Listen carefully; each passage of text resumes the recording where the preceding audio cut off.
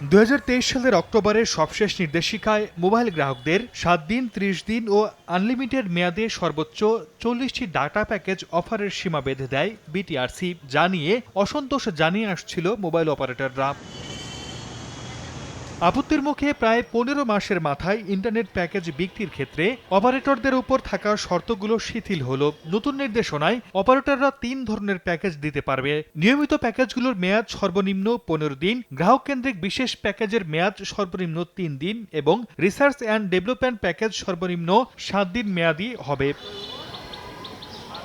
এই 3 প্যাকেজের বাইরেও গ্রাহকদের স্বার্থ এবং আর্থসামাজিক প্রেক্ষাপট বিবেচনায় অপারেটররা নিজস্ব পরিকল্পনা অনুযায়ী প্যাকেজ নির্ধারণ করতে পারবে। তারাও তাই ঘণ্টাভিত্তিক এবং 1 থেকে 3 দিন মেয়াদী প্যাকেজ করার সুযোগ দিয়েছে বিটিআরসি। নির্দেশনা অনুযায়ী প্রতি ঘন্টায় সর্বোচ্চ 200 এমবি, 1 দিনের জন্য সর্বোচ্চ 3 জিবি, 2 দিনের জন্য সর্বোচ্চ 5 জিবি এবং 3 দিনের জন্য সর্বোচ্চ 8 জিবি প্যাকেজ দিতে পারবে অপারেটররা।